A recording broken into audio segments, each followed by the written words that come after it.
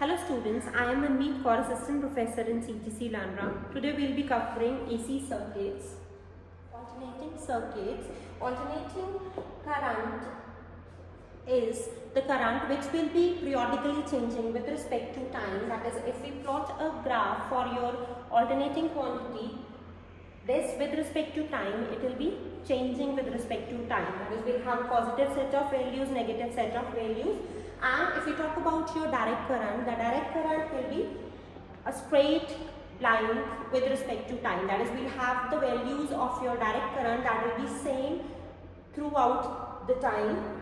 So if it is 5 volt, throughout the time it will remain 5 volts. So we have, now what is the need of your alternating current? That is, we will be, why we use AC at homes. Now your alternating current, we prefer your alternating current at homes. That is, it is easier for AC to be change the values with the help of your transformers. That is, we can step up or step down depending upon the requirement. Whenever we have to transmit over the long distance, say AC, so long distance, it will be generated at 11 kV. Whenever we will be transferring, it will be say at higher voltages 400 kV. At the generating stations, it will be say 11 kV. Whenever we will be transmitting, it can be step up till 440, 400 kV, and at your homes, so it will be step down depending upon the requirement. It will be 230 or 400 volts. Moreover, your AC motors are simpler in construction. They are more efficient as compared to, more robust as compared to your DC motors. Now we have the sinusoidal alternating quantity. Your that is, the AC that is being generated at the generating stations, that is the sinusoidal quantity. We prefer the sine wave as compared to the other waves, as in it can be a triangular waveform, it can be a sawtooth waveform, but we prefer this sine wave because in case of your sine wave, the value, the electrical machines as well as your any electrical circuit or any electronic circuit, the humming noise will be very less as compared to other waveforms. So the instantaneous value, that is V, that is given by Vm sin theta. It is a small, it is denoted by small letter V, I, E, whatever the quantity we have, that is Vm sin theta. Theta is the angle, Vm is the maximum value of the quantity, and small v is the instantaneous value. That is, at different instant the value will be different. Now these are the certain terms which we should be knowing. The cycle. Cycle is when an alternating quantity completes all the set of values. It will be one set of positive as well as the set of negative values. That is, it will be, in other words, it will be completing a span of 360 degree. That is, from 0 to 360 degree. It will be one cycle. Your alternation is half of the cycle. That is, if it completes the span from 0 to 180 degree, it will be one alternation. Time period is the time taken to complete one cycle. That is, from 0 to 360 degree, whatever the time taken, that will be the time period for your this alternating quantity, and the units will be of seconds. Frequency is your number of cycles per second. That is your frequency. That is, and the units is hertz. If we have to mathematically calculate the frequency, it is 1 by T. And the amplitude is the maximum peak value, attained by the waveform. That is your maximum value, or it is also known as amplitude or the peak value. So at your 90 degree and at 270 degree, whether it is positive or negative, the peak value will be at 90 degree or at 270 degree. In one cycle, the maximum peak value attained is known as amplitude. Then, as we have already discussed, that your AC at different instants, the value is different with respect to time. That value is varying. So we have different ways to express this AC. Now, mathematically, there are some mathematical analysis where we require these AC circuits, AC signals. So it can be expressed as the peak value, average value, or the RMS value. Your peak value, as we have already discussed, that is the maximum value, maximum peak that is attained in one cycle, that is your peak value. Then we have is your average value. The average value is your, if we have to calculate for a average, that is average over one's complete cycle, all the average set of values divided by the base. Now if we have to calculate the average for any symmetrical waveform, as in symmetrical, that is if we have the positive set and the same negative set values, that will be your symmetrical waveform. Now if we have to find the average value for any symmetrical waveform, we will be considering only half of the cycle, because over the complete cycle, whatever value we'll get for a negative set, the same will be get for positive as well as negative, and we will be cancelling each other. So whenever we will be calculating the average, we will calculate for half of the cycle. Now we can calculate your average, that is your as we know, alternating current that is given by I is equal to Im sin theta. To find out the average, we will consider half of the cycle. Now average, that means average of this area divided by this base. So I is equal to Im sin theta. So in order to find out the area of this curve, what we will do, we will consider a strip of this current. So this is I with respect to angle. So area of the strip is I d theta, and if we have to calculate the area of this complete half cycle, we will be integrating this from limit with limit 0 to pi. So it is I d theta 0 to pi. So now this I is what? Im sin theta, and if we will be integrating this sin theta, the value is minus cos of theta. Now we will be putting the limits there. So the limits are 0 to pi. So I am minus cos of pi minus cos of 0. So we will substitute the values, and the answer that will be minus 1, and we have a negative sign there, so it becomes 2Im, and the base we are taking here is your from 0 to pi. So area of alternation by base, that is what? That comes out to be 2Im by pi. And if we will be calculating, this will be 0.637 Im. Now the key point to note here is that whenever we will be calculating the average value of any symmetrical waveform, we will be taking for half of the cycle. So that is why we have taken the limit as 0 to pi. So that is how we calculate the average. It is average over a complete cycle. So it will be 0. So next is your RMS value, your root mean square value. Now root mean square value is also known as your effective value. Effective value, that any effective value which is whether it is voltage or it is current, which we'll be getting after all the heat dissipation. That is, if we have any circuit, if we are passing AC or we are passing DC from that same circuit for the same amount of time, the current, the heat dissipation will be same in case of AC as well as DC. So that is your root mean, that is, if we will be mathematically calculating this, it will be calculated by root of the square of the means. The mean will take the square of the quantity, and we will find out the average of that, and then we will be taking the square root of that. So that is why the name is root mean square. So it will be giving the same effect as that of your DC. So now whatever AC, whatever quantity we will be getting at our homes, or whatever you will be calculating from any measuring instrument, whether it is voltmeter or ammeter, that is the root mean square, that is effective value after all the heat dissipation. Now if we have to calculate is, we will be taking the square of the quantity. Now this is the graph for your I with respect to theta. So this is I, this will be I square. The square, as we have discussed, it will be taking the square mean of the squares. So what we will do, we will consider the square. Now in this case, we can take the limit from 0 to pi or from 0 to 2 pi, because if we will be taking the square of this negative quantity also, it will be in the positive value only. So here we have taken as your only half of the cycle. So your Im is Im sine theta. If we'll take the square of this quantity, it will become I square d theta. The limit we have taken it for only the first half cycle. Even if you will be taking from 0 to 2 pi, it will get the same answer. So I square d theta, it is Im sine square d theta, and the limit is 0 to pi. Now Im is a constant quantity. Sine square theta, the formula for this sine square theta is 1 minus cos 2 theta by 2. Now if we will be integrating this,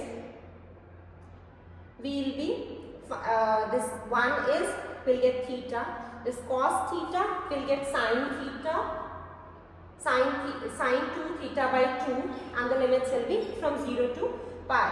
So it is Im square by 2, and we will substitute the limits here. Pi minus 0, sine 2 pi minus sine 0. So this quantity will become 0, sine 2 pi, sine 0 is 0.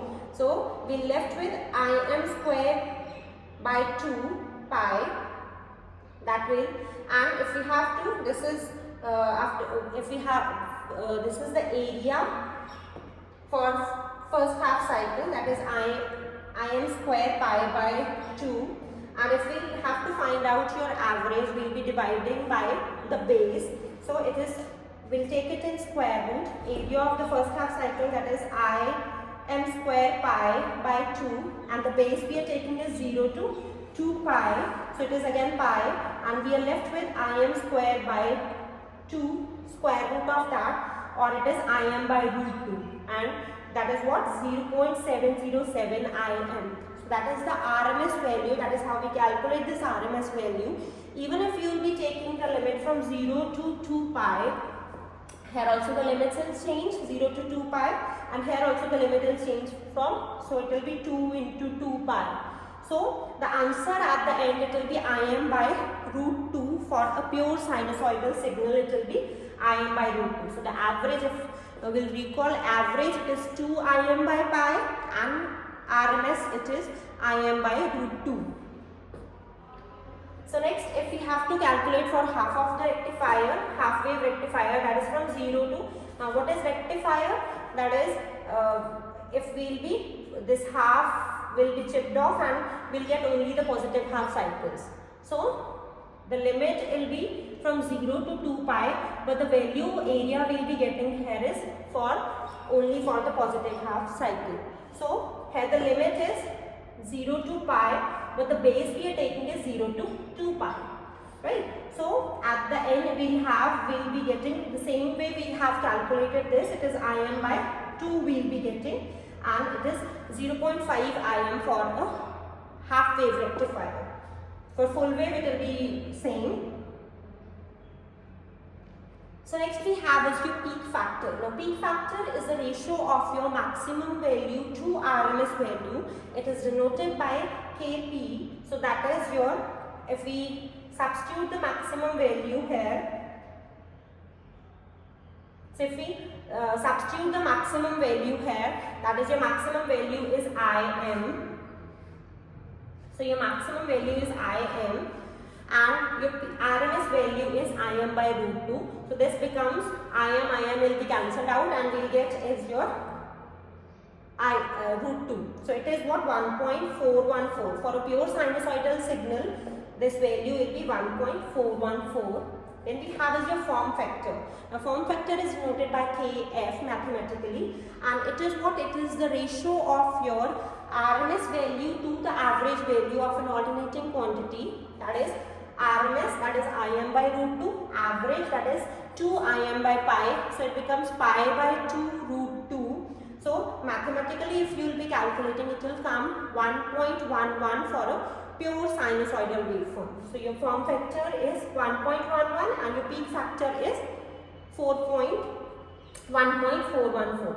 Now if we have to, so you can practice this numerical. So V is, the quantity is given as your V is 282.8 sine 377 T. So if you have to find out your frequency, RMS, average and instantaneous value, frequency will be 377 equated with omega t.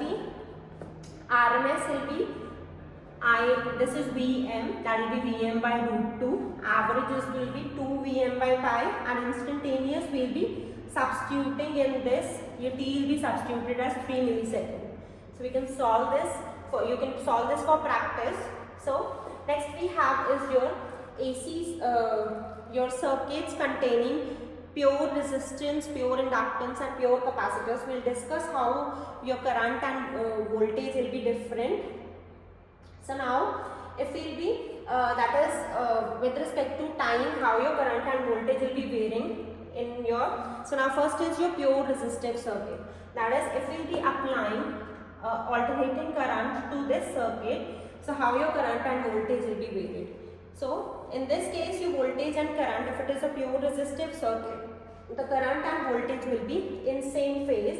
That is, the applied voltage is Vm sin omega t. I is equal to V by R. Now this V is what? Vm sin omega t by R. Now this is using Ohm's law. So now the maximum value of your current will get at when your sin omega t is 1 or your omega t is 90 degree. So your Im is equal to Vm by R. So I is equal to Im sin omega t. So for pure resistive circuit, that is, if we see your first equation and second equation, it is Vm sin omega t, I is Im sin omega t. So we do not have any phase angle between your voltage and current if we flow a pure AC through a pure resistive circuit.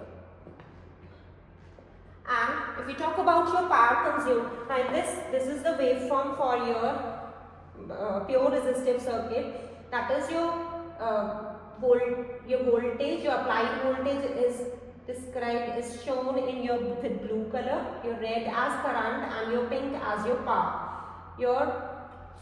So this we have applied your voltage, that is we applied the voltage as Vm sin omega t, we got the current as Im sin omega t. So these two quantities are what? In phase. So in phase means they do not have any phase difference, that is the maximum values and your minimum values will be at the same point. So your voltage also starts from 0 and ends at 2 pi. Your current also starts at 0 and ends at 2 pi.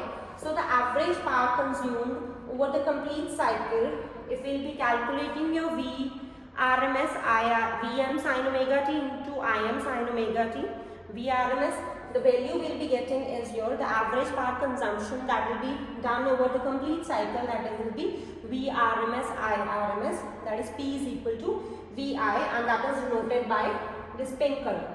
So that is, there is some actual power consumed in the circuit if we have this pure resistive circuit. The area under the positive curve is more, so there is power consumption in this circuit, and if we draw the phasor diagram of this, your Vm and Im is in the same phase. We do not have any phase angle between your voltage and current if it is pure resistive circuit. Next we have is your pure inductive circuit. Now your pure inductive, that is, we will be applying the voltage to a pure inductor. So in this case, your V, again your V is your applied voltage, that is your Vm sin omega t.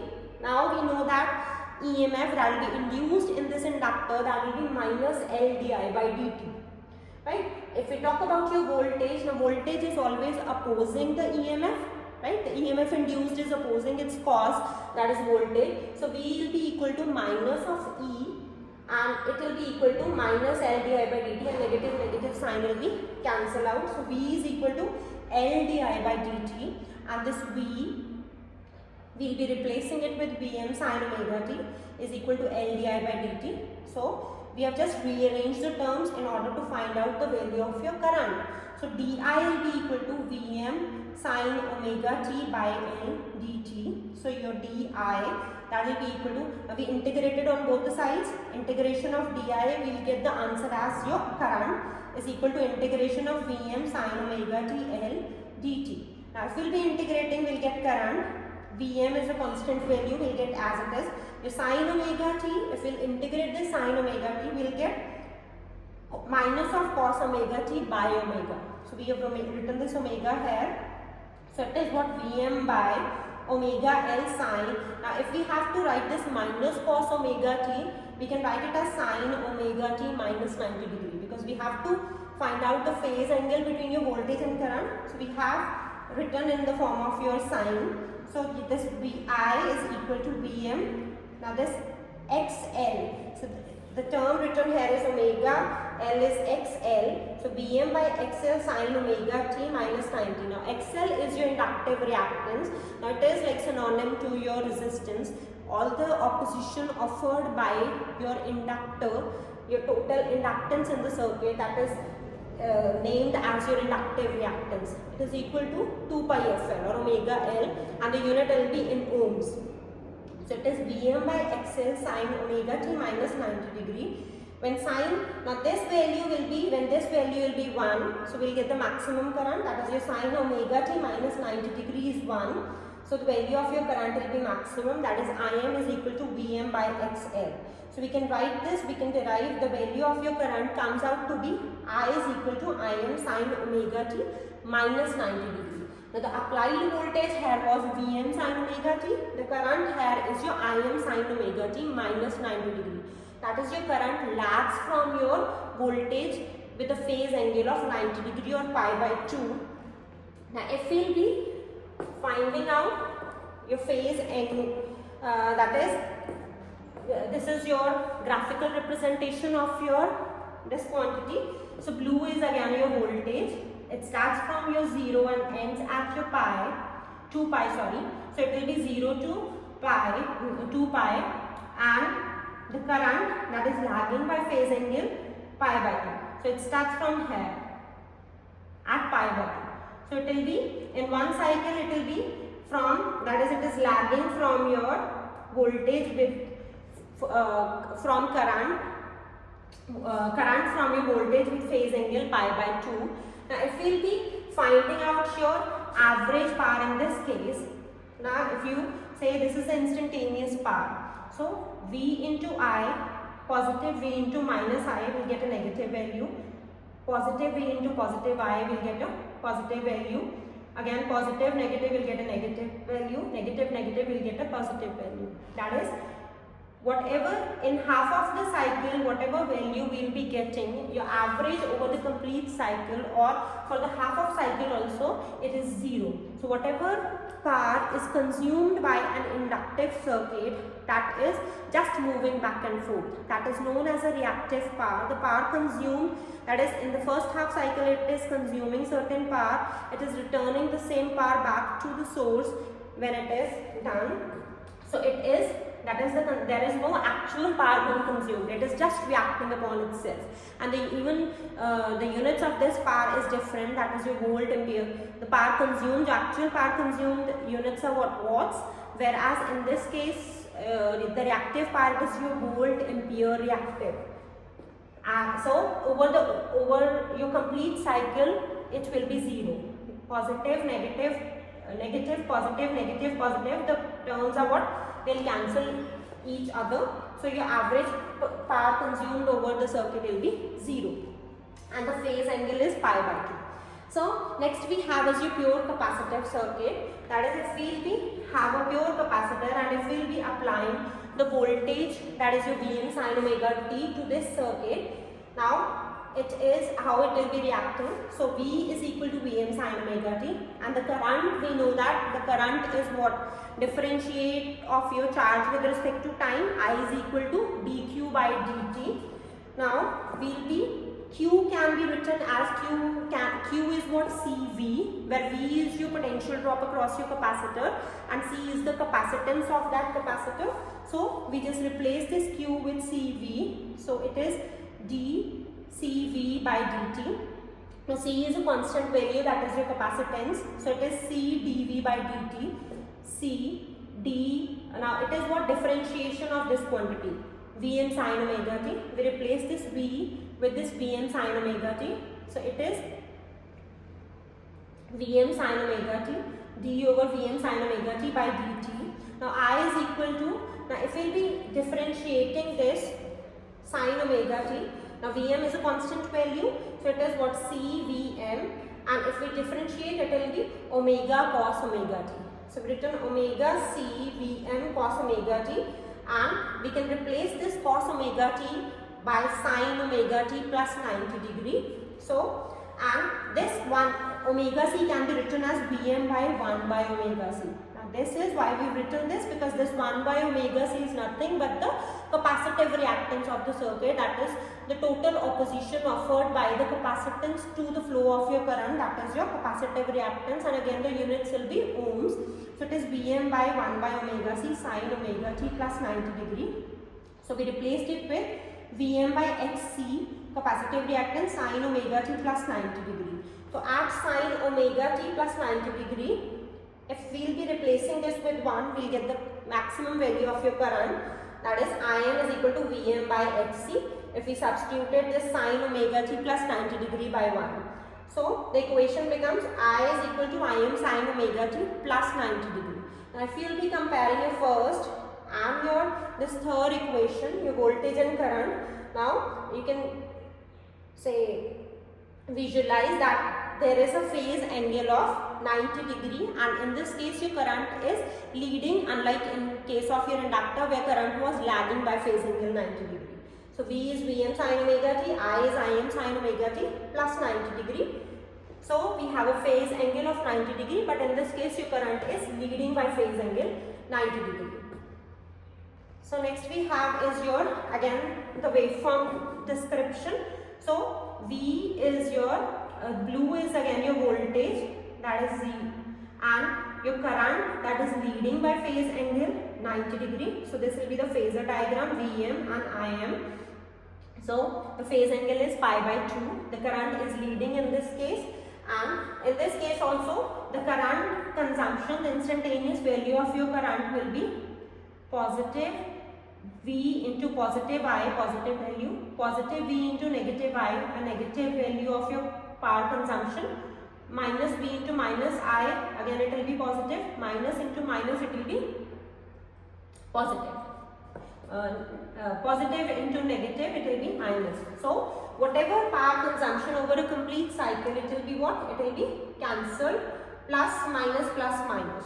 So in this case also the average power consumed over the complete cycle, it will be 0. That is, whatever power is consumed by your capacitive circuit also, it is taking certain power to charge itself, it is returning the power back to the source when it is discharged. So that is, it is again the power consumed by a pure capacitive circuit is also the reactive power, and the unit will be volt ampere reactive. In case of your pure resistive, it will be the voltage and current are in phase, and there is some actual power consumed in the circuit, that is Vrms into Irms.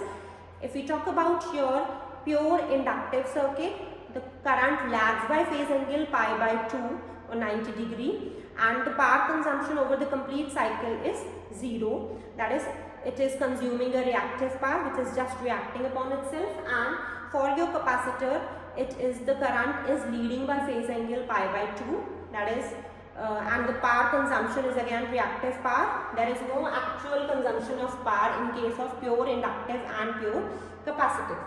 Next will be your AC circuits, your RL series, RC series, and your RLC series will be discussed in next series. Thank you.